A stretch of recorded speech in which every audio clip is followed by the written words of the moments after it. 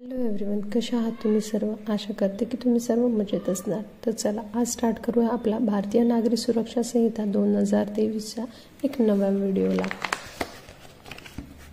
Last चॅप्टरमध्ये आपले public प्रॉसिक्युटरचे जो section होते तो आपण एक वेगळ्या व्हिडिओमध्ये पाहणार होतो. तर तो आज आपण पाहूया. सेक्शन 18, 19 आणि 20. सेक्शन 18 आपल्याला पब्लिक प्रॉसिक्युटरविषयी माहिती देतो. हे म्हणतात हायकोर्ट जे आहे, सेंट्रल गव्हर्नमेंट आणि स्टेट गव्हर्नमेंट हे हायकोर्टचा कन्सल्टेशन केल्यानंतर पब्लिक प्रॉसिक्युटर किंवा एकपेक्षा जास्त ॲडिशनल पब्लिक प्रॉसिक्युटर म्हणून पर्सनची नियुक्ती करणार.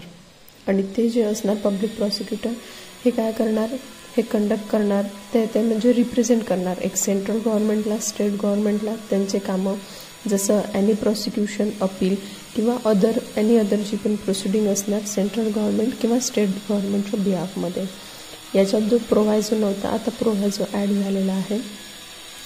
तर तो प्रोव्हायझो काय म्हणतो की national capital territory of Delhi इथे जर समजा आपल्याला पब्लिक प्रॉसिक्युटर किंवा ॲडिशनल पब्लिक प्रॉसिक्युटरची जर समजा नियुक्ती करायची असेल तर त्याचे पूर्णत्व जे काही पॉवर असणार ते सेंट्रल गव्हर्नमेंटचे असणार. हे याच्यासाठी आपण आधी पाहिलं होतं रिसेंटमध्ये केजरीवाल सरकारने जे काही पॉवर्स होते गव्हर्नमेंटचे त्याला विरोध केला होता की कसं काही गव्हर्नमेंट जे आहे, गव्हर्नमेंट सिस्टम करप्ट होत चालली आहे. तर त्याच्यामुळे हा प्रोव्हायझो इथे ॲड करण्यात आलेला आहे. त्यानंतर सबसेक्शन 2मध्ये दिला आहे सेंट्रल गव्हर्नमेंट त्याच्या डिस्ट्रिक्ट किंवा लोकल एरियासाठी एखादा पब्लिक प्रॉसिक्युटर अपॉइंट करू शकतो. तसं स्टेट गव्हर्नमेंटसुद्धा अपॉइंट करू शकते एक पब्लिक प्रॉसिक्युटर किंवा एकापेक्षा जास्त ॲडिशनल पब्लिक प्रॉसिक्युटरला. त्याच्यानंतर DM जे असणार, DM काय करणार, आता DM सेशन जजशी कन्सल्टेशन करून एक पॅनल्स ऑफ नेम बनवणार, यांची यादी बनवणार आणि त्या यादीमध्ये ज्या लोकांची नावं असणार तर ते ॲज अ पब्लिक प्रॉसिक्युटर किंवा ॲडिशनल पब्लिक प्रॉसिक्युटर बनण्याकरिता नियुक्ती केली जाणार. पण जर कोणाचं नेम त्या यादीमध्ये नसलं तर त्यांची नियुक्ती ॲज अ पब्लिक प्रॉसिक्युटर किंवा ॲडिशनल पब्लिक प्रॉसिक्युटर म्हणून होऊ शकणार नाही. हेच आपल्याला इथे सांगितलं आहे. त्यानंतर आहे section 19 that is assistant public prosecutor. हे हर वेळेस आपल्याला इथे याच्यामध्ये सांगण्यात आलेलं आहे. आपण हर वेळेस पाहतो की महाराष्ट्रामध्ये जी पण जागा निघते ती APPची निघते. आधी कशी जी नियुक्ती होती ती 25-1मध्ये नियुक्ती झाली, 25-2मध्ये नियुक्ती झाली, असं आपण कोर्टाच्या भाषेमध्ये यूज करायचो. तर ते आता असं 19-1मध्ये नियुक्ती झाली, 19-2मध्ये नियुक्ती झाली, ते आता आपण असं यूज करणार आहोत. Assistant public prosecutor section 19.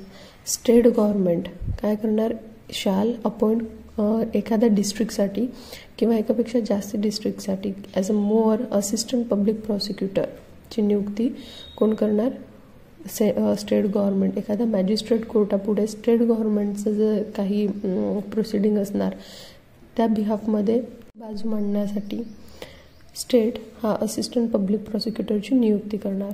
त्याच्या सबसेक्शन 2मध्ये तेच सांगितलं आहे की सेंट्रल गव्हर्नमेंटसुद्धा एखाद्या मॅजिस्ट्रेट कोर्टासाठी जर समजा त्याची बाजू मांडायची आहे तर त्यांची नियुक्ती करू शकतं पब्लिक प्रॉसिक्युटरची, असिस्टंट पब्लिक प्रॉसिक्युटरची. त्याच्यानंतर सेक्शन 3 हे आपल्याला हे सांगत आहेत जर समजा assistant where no assistant public prosecutor is available for particular case. एखादी कोणती केस चालवायची आहे आणि जर समजा APP अवेलेबल नाही तर डिस्ट्रिक्ट मॅजिस्ट्रेट काय करणार, एखाद्या दुसऱ्या कोणत्या पर्सनला ॲज अ APP म्हणून त्या पर्टिक्युलर केससाठी म्हणून अपॉइंट करणार आणि त्यासाठी सेंट्रल गव्हर्नमेंटला 14 दिवसीय नोटीस पहिले ते देणार DM आणि त्याच्यानंतर त्याची नियुक्ती करणार. एखादा पोलीस ऑफिसरसुद्धा as a public prosecutor APP म्हणून नियुक्त केला जाऊ शकतो स्टेट गव्हर्नमेंटद्वारा. तर त्यामध्ये कोणत्या 2 कंडिशन्स आहेत, तो पहिली गोष्ट तर इन्स्पेक्टरच्या रँकच्या खालचा नसावा आणि दुसरी गोष्ट त्यांनी त्या पर्टिक्युलर केसमध्ये इन्व्हेस्टिगेशन कधी केलेलं नसायला हवं. तर तो police officer as a APP म्हणून सुद्धा सेक्शन 19 अंतर्गत त्याची नियुक्ती केली जाऊ शकते. त्याच्यानंतर सेक्शन 20 आहे directorate of prosecution. State government as काय एक फॉर्म करणार एक डायरेक्टरेट ऑफ प्रॉसिक्युशन, कारण की ही जी पूर्ण सिस्टीम आहे APP त्याच्यानंतर PPची जी सिस्टीम आहे तर ती बरोबर सुरळीतरित्या काम करते आहे की नाही करते आहे ते पाहण्यासाठी एक डायरेक्टरेट ऑफ प्रॉसिक्युशन ची नियुक्ती करणार स्टेट गव्हर्नमेंट, आणि त्याच्यामध्ये कोण असणार, डायरेक्टर आणि एकापेक्षा जास्त डेप्युटी डायरेक्टर असणार त्यामध्ये.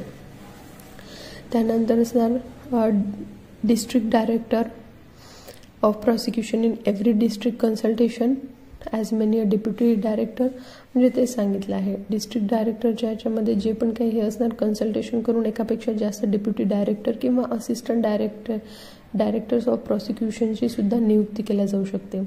आता डायरेक्टरेट ऑफ प्रॉसिक्युशन आणि डेप्युटी डायरेक्टर बनण्यासाठी जी एलिजिबिलिटी तर ती काय असणार, तर ॲडव्होकेटची प्रॅक्टिस, त्याला 15 इयर्सची ॲडव्होकेट प्रॅक्टिस. जर समजा तुम्हाला डायरेक्टरेट ऑफ प्रॉसिक्युशन बनायचं किंवा डेप्युटी डायरेक्टर बनायचं आहे, तर अशा ॲडव्होकेट की ज्याची प्रॅक्टिस 15 वर्षापेक्षा कमी नाही आहे किंवा तो सेशन जज राहिलेला आहे, तर असा person as a directorate of prosecution किंवा डेप्युटी डायरेक्टर बनण्यासाठी एलिजिबल असणार. त्याच्यानंतर सबसेक्शन बी मध्ये दिलं आहे आपल्याला, असिस्टंट डायरेक्टर ऑफ प्रॉसिक्युशन बनण्यासाठी काय लागणार आहे एलिजिबिलिटी, त्याची प्रॅक्टिस जी असलं पाहिजे ॲडव्होकेटची ही 7 वर्षापेक्षा कमी नसावं किंवा तो ॲज अ मॅजिस्ट्रेट म्हणजे JMFC म्हणून कार्यरत असला पाहिजे, तर त्याची नियुक्ती as a assistant director of prosecution म्हणून होऊ शकते.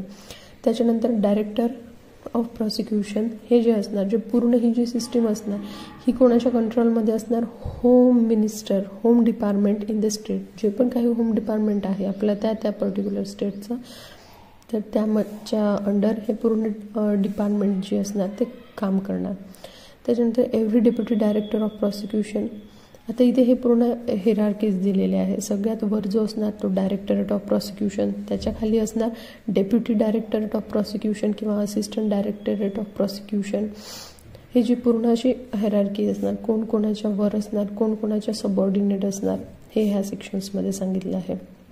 डेप्युटी डायरेक्टरच्या खाली जे कोणी असणार ते आहे असिस्टंट डायरेक्टरेट असणार, म्हणजे सगळ्यात वर कोण असणार, डायरेक्टरेट, त्याच्या खाली डेप्युटी डायरेक्टरेट आणि त्याच्या खाली असिस्टंट डायरेक्टरेट, ही अशी पूर्ण याची हिरार्की राहणार.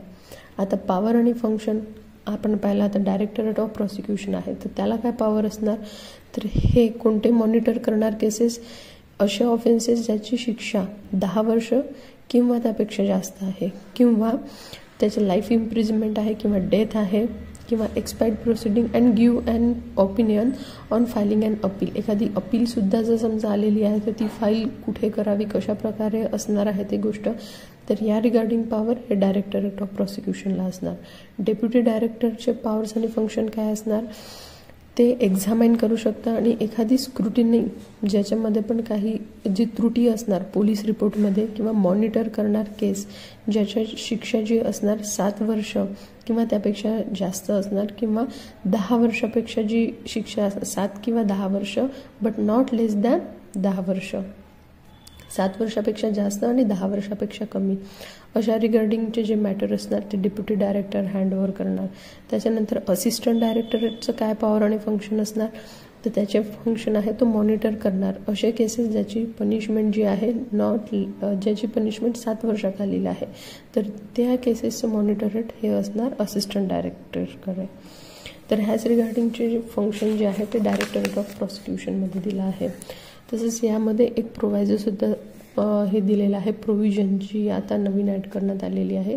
ॲडव्होकेट जनरलसाठी ही कोणतीच प्रोव्हिजन ही ज्या सबसेक्शनमध्ये दिलेली आहे, जेव्हा तो ॲज अ पब्लिक प्रॉसिक्युटर म्हणून जेव्हा आपण काही यूज टू होत असणार तर त्या याला ॲडव्होकेट जनरलला हे सेक्शन लागू होणार नाही, हेच फक्त ह्या सेक्शनमध्ये सांगितलेलं आहे.